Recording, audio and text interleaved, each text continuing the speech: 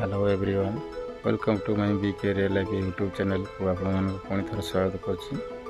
आज तो घरे बसी बसी जमा भल लगुनि, बहुत लगुच। चलते जावा आम चिकनिया पार्क बुली आसवा, देखा सेठिकार जगह केमती आपण वीडियो को देखु। चलतु आज आपण से जगह को नहीं जी चिकनिया पार्क। बर्तमान आम घर बाहर गलु। चलतु देखी आसवा चिकनिया पार्क किपरि देखा जाऊ। आम ढेंकीकोट टोलगेट पाखापाखि पहुँची आसलुनि। ढेंकीकोटर 5-6 किलोमीटर हो कोटरागुड़ा छकरू 200-300 मीटर पाखापाखि हेब चिकनिया पार्क। चलतु देखा से पहुँचला बर्तमान पहुँचलु चिकनिया। ये रास्तार जावाई पड़ो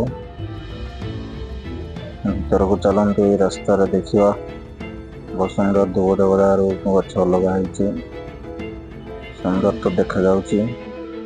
भीतर को जीवा देखा केमती देखा जाऊँगी भीतर दृश्य।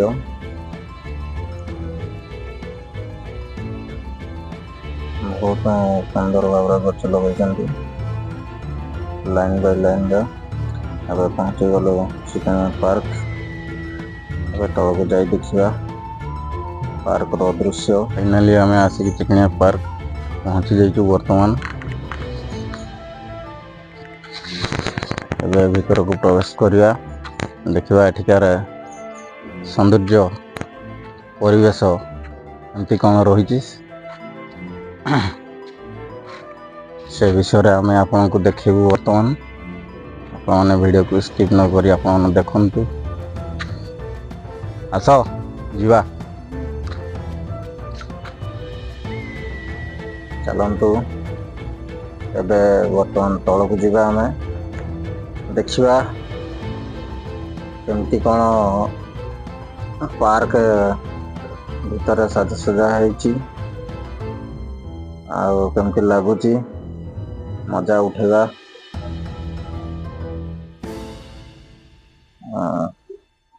प्रथम जो आसते एगुड़ा सीढ़ी नाला, एवं सब एगुड़ा किछटा काम होगुड़ा सब पाउच तल को तो से तो पाउच नाला, सिंपल थिला। जंगलटा देखा जाऊला, छोट जंगल टी थिला। तले गोटे ये जो पोखरी गड़ियाटा देखुं यहाँ बहुत छोट थिला। यहाँ एवं काम बड़ टी करा एटा भी अधा काम भल भाव क्लियर काम होनी। आहरी बहुत काम अच्छी, बाकी काम हम धीरे धीरे आग को काम बढ़ुची। आर बहुत सुंदर करा आग को हो सुंदर।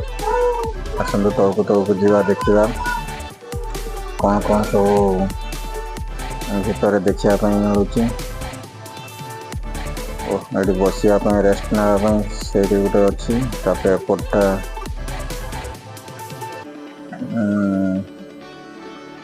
देखिपार से पोखरी कटा होता पानी छड़ा आग हिडटा काटी 20-25 वर्ष हो गलानी ये गवर्नमेंट पार्कटा, किंतु किसी आग को विशेष डेवलप होनी। तथापि जहाँ चलतु देखा किपर लगुच। बर्तमान आम आपण मान को देखु। आसतु जीवा देखा। ये गोटे बड़ हुड़ा अच्छी पोखरी परिका, तो सेटा पोखरी ना डैम ना कौन आस पूरा देखी आसवा।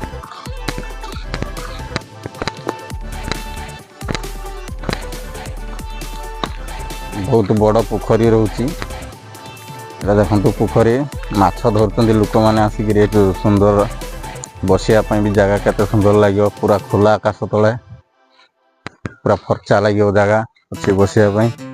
मन पूरा दिल खुश हो शांति लगुच।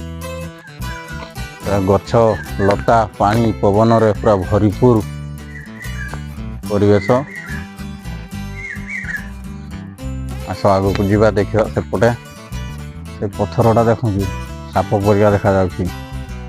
କଣା ଟେକିଲା ପରିକା ହେଇଛି, ନାଗ ସାପ ପରିକା।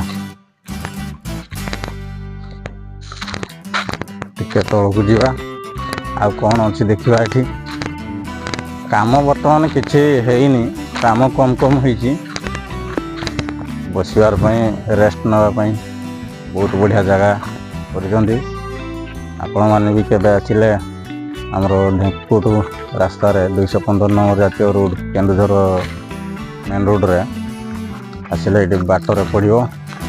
ଢେଙ୍କୁଟ ପଟୁ ଆସିଲେ ଲେଫ୍ଟ ସାଇଡ଼୍ ପଶିଯିବ, କେନ୍ଦୁଝର ଆଡ଼ୁ ଆସିଲେ ଡାହାଣ ସାଇଡ଼୍ ପଶିବ। ବହୁତ ସୌନ୍ଦର୍ଯ୍ୟ ଜାଗା ରହୁଛି। ଯିଏ ଚିକିଣିଆରୁ ଲୋକ ଅଛନ୍ତି ସେମାନେ ଏଠି ଜଗା ରଖା ଦେଖା ବୁଝାବୁଝି ସବୁ କରୁଛନ୍ତି। ତାଙ୍କୁ ପଚାରି ବୁଝିବା ଚିକିଣିଆ ପାର୍କ ବିଷୟରେ। ଏ ହେଉଛି ଗଭର୍ଣ୍ଣମେଣ୍ଟ ପାର୍କଟା। ତ ଏ ପାର୍କ ଆଜି ବହୁତ ଦିନ ହେଲାନି ପଡ଼ି ରହିଛି। ତ ତାଙ୍କୁ ପଚାରିଲେ ଜଣାପଡ଼ିବ ତ ପାର୍କର କାରୁକାର୍ଯ୍ୟ କେତେ ବାଟ ଆଗେଇଲାନି। ବର୍ତ୍ତମାନ ଆମେ ପଚାରିବା ପାଇଁ ଏଠିକାର ଆମର ଯେଉଁ ଚିକିଣିଆ ପାର୍କର ଆଗରୁ ତ ଆସିଥିଲୁ, ଟିକେ ଭଲ ଦେଖାଯାଉଥିଲା, ଫୁଲ ଗଛ ଏଗୁଡ଼ା ସବୁ ଥିଲା। ବର୍ତ୍ତମାନ ଆଜି ସେକେଣ୍ଡ ଟାଇମ୍ ଆସିଛୁ ଆମେ। ତ ଆଉ ଆଜି ଦେଖିବାକୁ ମିଳୁନି ସେ ଫୁଲ ଗଛ ନାହିଁ, ଟିକେ ବହୁତ ପଡ଼ି ରହିଛି ଏତିକି ଦିନ ହେଲାନି। ତ ସେ ବିଷୟରେ ଟିକେ ଆପଣ କୁହନ୍ତୁ, ଆଉ କ'ଣ କେମିତି ଏଠି ପିକନିକ୍ ପାଇଁ ଲୋକ କେତେ ଆସୁଛନ୍ତି? ମୋ ଅଡ଼ିଏନ୍ସ ମାନଙ୍କୁ ଟିକେ ଆପଣ ଜଣାନ୍ତୁ ସେ ବିଷୟରେ। ନାଇଁ, ଲୋକ ଏବେ ପ୍ରବଳ ଆସୁଛନ୍ତି। ପିକନିକ୍ ହେଉଛି, ଭୋଜି ଭାତ ବହୁତ ହଉଛନ୍ତି। ଏଇ 3-4 ଦିନ ପରେ ବହୁତ ଆସିଥିଲେ। ପୁଣି ବି ଚାଲିଛି। ଆଜି ବି କିଛି ଲୋକ ରୋଷେଇବାସ କରି ଖାଇକି ଗଲେଣି। ଆଉ ଏଇ ଗଭର୍ଣ୍ଣମେଣ୍ଟ ତ ଚାହୁଁନାହାନ୍ତି, କ'ଣ ହେବ ଆଉ ପାର୍କ? ଗଭର୍ଣ୍ଣମେଣ୍ଟ ଚାହିଁଲେ ପାର୍କ ସବୁ ହେବ, କିନ୍ତୁ ଗଭର୍ଣ୍ଣମେଣ୍ଟ କିଛି ଆଖି ଦୃଷ୍ଟିରେ ଦେଉନାହିଁ। ଆଉ ଆମେ ଯାହା 2 ଜଣ ଅଛୁ ଜଗା ରଖା ପାଇଁ, କେତେଟା ଗଛ ଅଛି ଜଗା ରଖା ପାଇଁ ରହିଛୁ। ଆଉ କିଛି କାମ ବି ଚାଲିଛି, ଆଉ କରୁଛୁ। ଆଉ କ'ଣ ଏଠି କିଏ କେଉଁଠି ଟଙ୍କା ପଇସା ଆସିଲେ ସିନା କାମ ଆଗେଇବ, କିଛି ତ ଆମ ହାତରେ ନାହିଁ। ଆମେ ଆଉ କ'ଣ କରିବୁ? ଆଚ୍ଛା, ତାହେଲେ ପିକନିକ୍ ପାଇଁ ବହୁତ ଲୋକ ବହୁତ ଆସୁଛନ୍ତି ଆଜ୍ଞା, ବହୁତ ସାର୍। ଇଏ ଏଠିକାର ଆମର ଆଗ ତ ବହୁତ ଓଡ଼ିଆ ଫିଲ୍ମ ବି ସୁଟିଂ ହଉଥିଲା, ବହୁତ ଲୋକ ହଁ, ସରୁ ବାଘ, ଫୁଲ ଚନ୍ଦନ ସବୁ ଫିଲ୍ମ ସୁଟିଂ ହେଇଛି। କ'ଣ ଫିଲ୍ମ ସୁଟିଂ ହେଇଥିଲା ଆପଣ ତ ଜାଣିଥିବେ, ଯେହେତୁ ଏଇ ଗାଁର ଲୋକ। ଫୁଲ ଚନ୍ଦନ, ସରୁ ବାଘ, ଟୋକାଟୋଳା କରିଛିନେଳା, ଆଉ ଟିଭି ସିରିଏଲ୍ ଶ୍ରୀ ଜଗନ୍ନାଥ, ସେ 6 ମାସ ଧରି ହେଇଥିଲା। ପ୍ରଚୁର ଲୋକ ଦେଖୁଥିଲେ ସୁଟିଂ। ଏଇନା ସେଇ ଦେଖିବାକୁ ଆଉ କିଛି ମିଳୁନି। ଆଉ ସବୁ ଧୀରେ ଧୀରେ ମାନେ ସୌନ୍ଦର୍ଯ୍ୟ ଧୀରେ ଧୀରେ ଲୋପ ହେଇଯାଉଛି। କ'ଣ କରିବା, ସରକାର ତ ଟିକେ ଚାହୁଁନାହାନ୍ତି। ଆମର ଏଇ ଡାହାଣ ପଟା ବହୁତ ବଡ଼ ଫୁଲ ବାଗାନ ଥିଲା, ଏଇନା ଗଛପତ୍ର ହେଇ ନଟା ହେଇଯାଇଛି। ଆଉ ଏଇ ତଥାପି ଲୋକ ଆସୁଛନ୍ତି, ଦୂରାନ୍ତର ଲୋକ ଦେଖିକରି ଆସୁଛନ୍ତି। ପୋଖରୀ ବି ଏମିତି ରହିଛି, ବହୁତ ଭଲ ପାଣି ଥିଲା। ପୋଖରୀ କଟା ହେଇଛି, ଏଇ କାମ ବି ଖଣ୍ଡିଆ ହେଇଛି। କାମ ଦେଖିବା ଧୀରେ ଧୀରେ ହେବ। ଏ ବର୍ଷ ତ ଇଲେକ୍ସନ୍ ନଥିଲା, ଇଲେକ୍ସନ୍ କାମ ବନ୍ଦ ଅଛି। ୟା ପରେ ଇଲେକ୍ସନ୍ ପରେ କ'ଣ ହେଉଛି? ଆପଣ ତ ବୁଝିଲେ, ଦେଖିଲେ ଏଠିକାର ଜାଗାର ମାନେ ସୌନ୍ଦର୍ଯ୍ୟ କିପରି, ଆଉ ଏମାନଙ୍କଠାରୁ ଶୁଣିଲେ, ନିଜେ ଅଡ଼ିଏନ୍ସ ମୋର ସବୁ ଶୁଣିଲ କି ପାର୍କ ଆଜି କାହିଁକି। ଦେଖନ୍ତୁ ସାର୍, ସେଇଠି ଗୋଟେ ଫୁଲ ଚନ୍ଦନ ଏଇ ଆମର ଯେଉଁ ରଚନା ସେଠି ଆସୁ ମାରିଥିଲେ, ସେ ବଡ଼ ପଥରରେ, ସେ ବଡ଼ ପଥର ଉପରେ। ଆଜ୍ଞା, ଆପଣମାନେ ଯଦି ମୋ ଚ୍ୟାନେଲରେ ନୂଆ ଦେଖୁଥାନ୍ତି ଭିଡ଼ିଓଟି, ତାହେଲେ ନିଶ୍ଚିନ୍ତ ଗୋଟେ ଲାଇକ୍, ସେୟାର, ସବସ୍କ୍ରାଇବ୍ କରିଦିଅନ୍ତୁ। ମୁଁ ଯେତେବେଳେ ନୂଆ ଭିଡ଼ିଓ ନେଇ ଆସିବି, ଅପଲୋଡ଼ କରିବି, ସେତେବେଳେ ଆପଣଙ୍କ ପାଖକୁ ମୋ ନୋଟିଫିକେସନ୍ ପହଞ୍ଚିଯିବ। ଆପଣ ମୋ ଭିଡ଼ିଓଟି ସର୍ବପ୍ରଥମେ ଦେଖିପାରିବେ। ମୁଁ ରହିଲି, ଜୟ ଜଗନ୍ନାଥ।